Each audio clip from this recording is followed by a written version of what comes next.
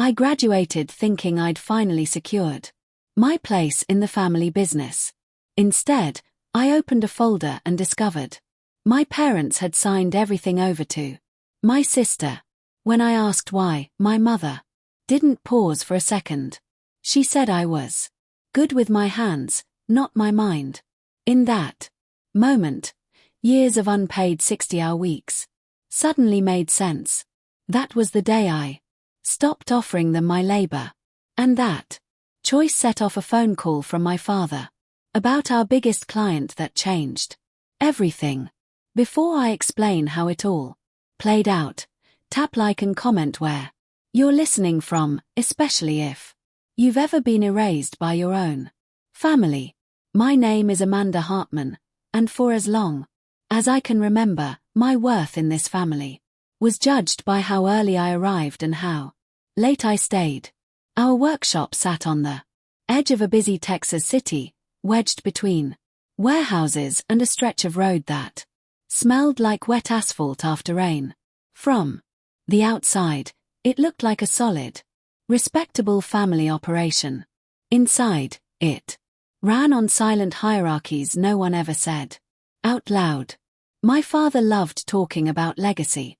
He'd say the word while running his hand over finished surfaces, glancing at framed photos of past projects lining the walls.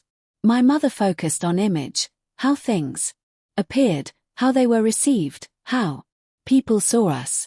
Between the two of them, the future was always discussed as if it already belonged to someone else. That someone was my younger sister, Lily. Lily never smelled like sawdust. She came in with styled hair and flawless clothes, untouched by actual work. When clients visited, she drifted through the showroom with a smile that looked perfect in photos. My parents watched her like she was evidence they'd done everything right. When they looked at me, it wasn't the same. I was already assigned, already placed. I learned young not to push back. As a teenager, weekends meant cleaning, sanding, packing. While other kids talked about vacations and lessons, I learned the weight of raw materials and how to fix mistakes no one else wanted to claim. My hands split open every winter. The skin never fully healed. My parents called it learning responsibility. I called it survival.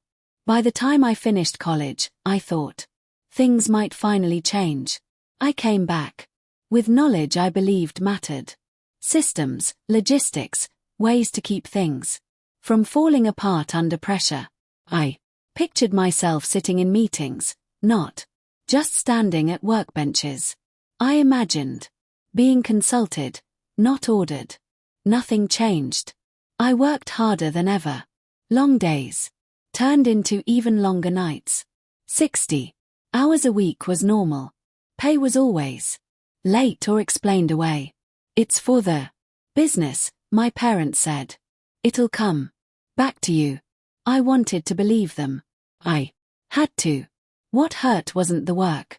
It was the quiet surrounding it. When projects went well, Lily's name came up. When problems surfaced, they were dropped in my lap without a word. Once, as my mother watched me load materials into my truck, she said almost gently, "You're lucky. You're good with your hands. Not everyone is." She meant it as comfort. I heard it as a boundary.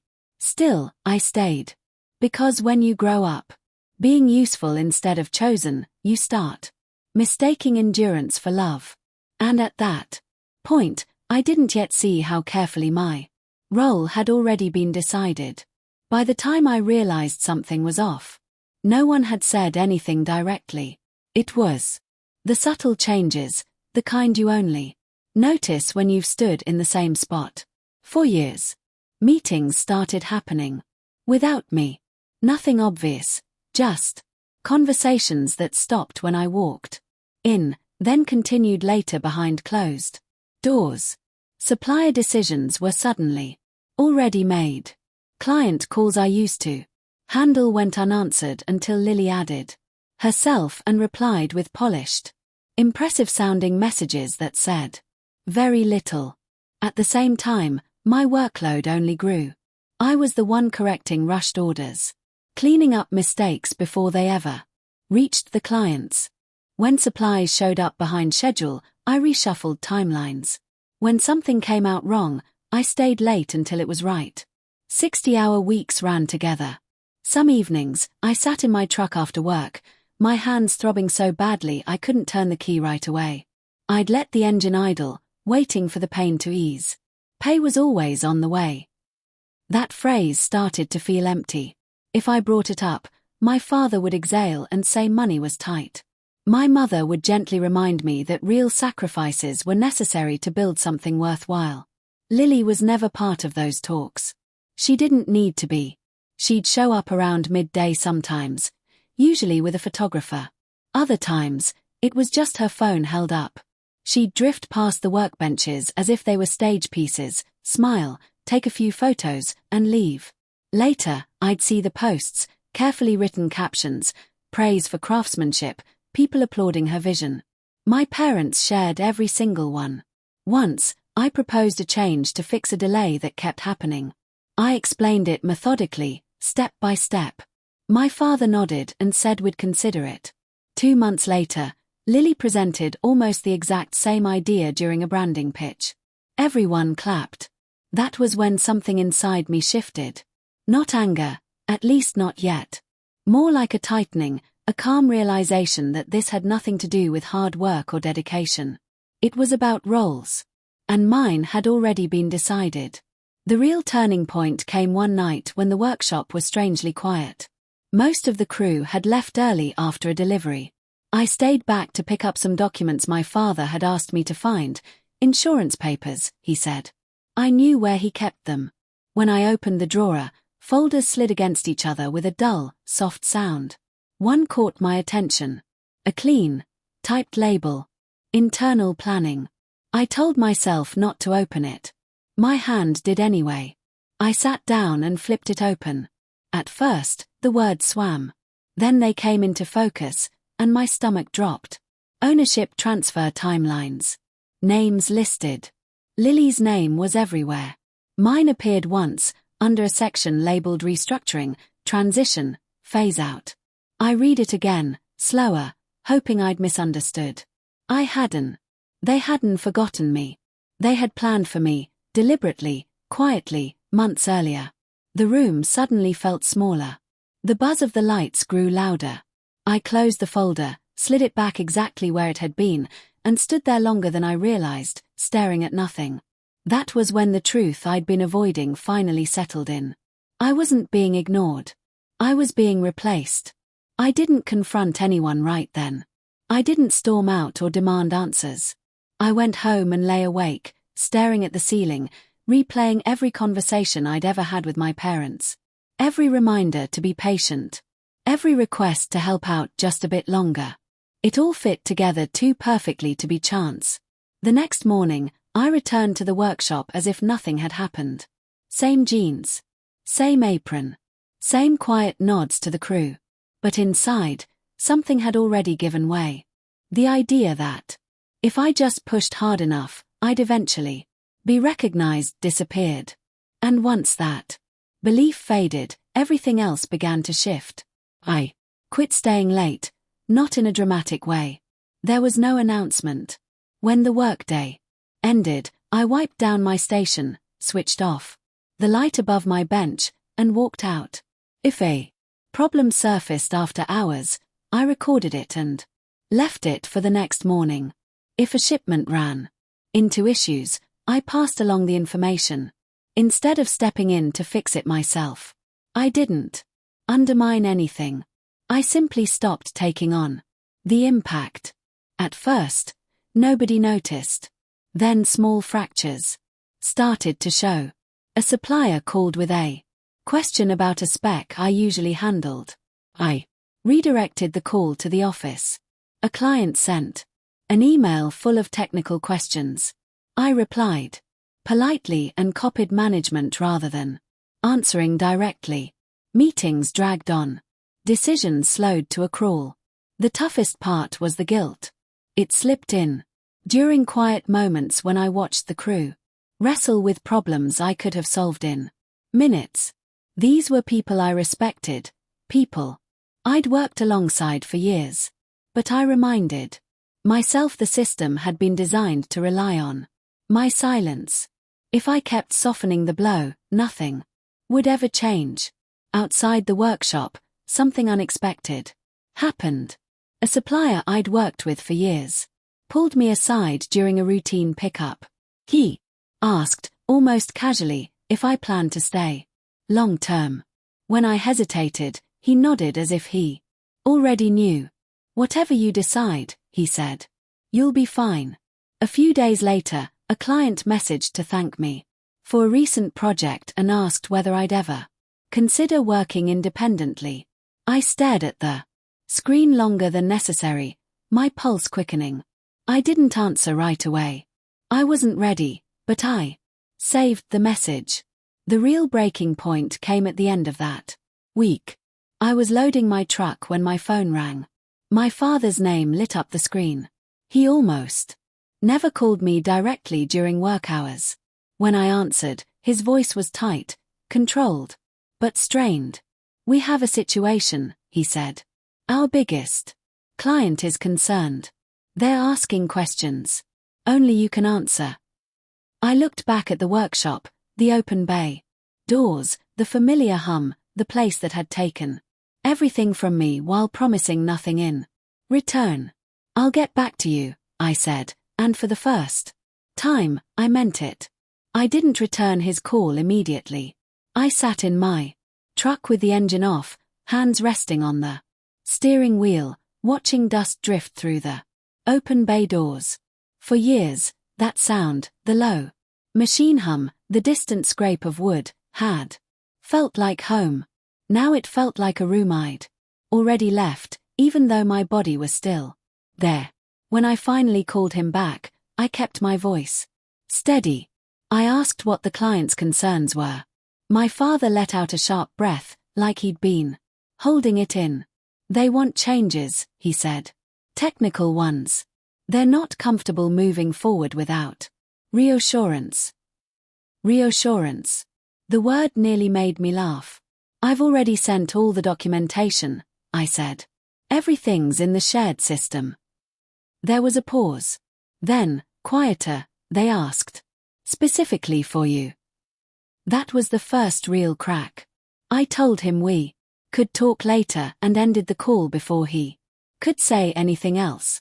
That evening was our usual family dinner. The same house I'd grown up in. The same table. Polished until it reflected the warm overhead lights.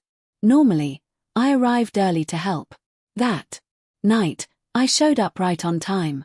My mother was arranging dishes when I walked in. She glanced up, gave a brief smile, then looked back down, adjusting a napkin that didn't need adjusting. Lily arrived next. Perfectly put together, phone already in her hand. My father followed, carrying a bottle of wine as if everything were perfectly normal. We sat there for a few moments. There was polite chatter. Lily brought up a recent post that had performed well. My mother responded with an approving nod. My father commented on the weather. It all felt staged, like a scene they had rehearsed without me present. I reached into my bag and set a thin folder in the middle of the table. No one touched it right away. "What's that?" my father asked. "You already know," I replied. My mother's hand froze. Lily's gaze darted to the folder, then dropped back to her phone. I opened it to the page I knew by heart and pushed it toward them. "I found this by accident," I went on. "But it explains a lot." My father leaned in to read, his jaw tightening. My mother didn't look at the page. She looked at me. "This is business planning," she said evenly. "You weren't supposed to see it yet." "Yet?" I repeated. "So there was a point when you planned to tell me I was being pushed out." Lily finally spoke, her voice light, almost uninterested. "You're overreacting. It's just structure." I turned toward her. A structure that gives you everything and leaves me with nothing. My father started to speak, then stopped. My mother sighed, the sound heavy with familiar disappointment. Amanda, she said, you've always been good with your hands. That's your strength. Leadership requires a different kind of thinking. There it was. The line I'd heard in fragments my entire life, now said plainly. Skilled with my hands, not my mind. Something in my chest loosened. Not pain. Relief. So all those years, I said slowly, the long weeks, the projects I carried, the problems I solved, none of that mattered. It mattered, my father said quickly. Of course it did. But not enough, I answered. The table fell silent. Then my father's phone vibrated. He checked it, frowned, and stood. I need to take this. He stepped away, lowering his voice as he answered. I watched his shoulders stiffen, watched the color drain from his face. When he returned, the wine bottle still untouched on the counter, he looked different, less controlled. It's the client, he said. They're not comfortable moving forward. Lily scoffed. They're bluffing. They're not, my father snapped, then caught himself. He turned to me. They're asking for you. They said if you're not involved, they're reconsidering. I met his gaze. I gave you everything you need. It's all documented. They don't want documents, he said. They want the person they trust. My mother looked between us, confusion flickering across her face. What does that mean? It meant everything. I took a breath. It means the relationship was with me. Not the brand. Not the image. Me. Lily laughed, sharp and disbelieving. That's absurd. They work with the company. They work with the person who delivers, I said. The one who answers late-night calls. The one who fixes things before they become problems. My father rubbed his forehead. Amanda, we need you to step in. Just this once. The irony nearly made me smile. And after I fix it, do I go back to being phased out? We can talk about it later, he said weakly. My mother leaned forward. You're being selfish. This affects all of us. No, I said quietly. It affects the system you built. Another buzz. My father checked his phone again. His hand trembled. They're pulling out, he said. Effective immediately. Lily stood. That's impossible. They sent notice, he replied. They're done. The room felt smaller, the air heavier. Lily's confidence cracked for just a moment. My mother stared down at the table. My father looked at me like he was seeing me clearly for the first time, and far too late. You could stop this, he said. I shook my head. No, I can't. Not anymore. The silence stretched between us, thick and uneasy. I'm not doing this to punish you, I continued. I'm doing it because I finally understand my place. And it isn't here. My mother's voice wavered. We're your family. I know, I said. That's why it hurts.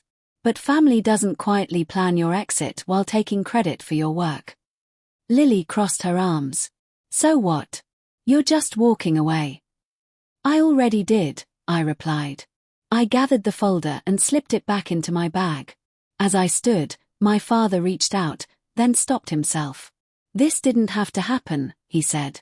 You're right, I answered. It didn't. But you chose it. I left without saying anything else. Outside, the night air felt cool against my skin. I sat in my truck for a moment, breathing, letting the tension ease from my shoulders. My phone buzzed again, a brief message from the client, confirming they were moving on and thanking me for years of work. I stared at the screen, then set the phone down. For the first time in a long while, the future felt open. Not because I'd won anything from them, but because I'd stopped waiting for permission. The fallout didn't come all at once. It arrived in waves. Within days, the workshop felt different. Calls went unanswered. Meetings dragged on without resolution. Suppliers started asking for confirmations that used to be automatic. A few long-time clients quietly paused their projects, saying they needed time to reassess. No drama. Just distance. And I learned that distance can be devastating. I kept showing up for a short time, finishing what I'd already committed to, documenting everything clearly, leaving nothing unresolved. Then I stepped away for good, not in anger, but in order. A week later, I met with someone I'd only known professionally before. A woman who didn't care about my last name or my role in someone else's story. She cared about results, trust, and work done right. The terms were simple: fair pay, clear authority, mutual respect. For the first time, my calendar felt like it belonged to me. At home, my phone rang less. When it did, I let it go to voicemail. My parents left messages that circled the truth without ever touching it. Lily posted more than ever, her captions louder, her confidence thinner. I didn't respond. The strangest part was the quiet. No late-night calls. No emergencies to absorb. No invisible weight pressing on my shoulders. I slept through the night. I ate dinner without checking my phone. I felt my body settle. I didn't win. I didn't lose. I chose. And in that choice, something finally came into balance. For a long time, I believed my value depended on being needed by people who never planned to choose me. I was wrong. Your worth isn't defined by who takes credit for your work or who sidelines you when it's convenient. It's built in what you know, what you give, and what you finally refuse to give away for free. If this story hit close to home, tell me where you're listening from and share your experience in the comments. And subscribe. There are more stories you won't want to miss.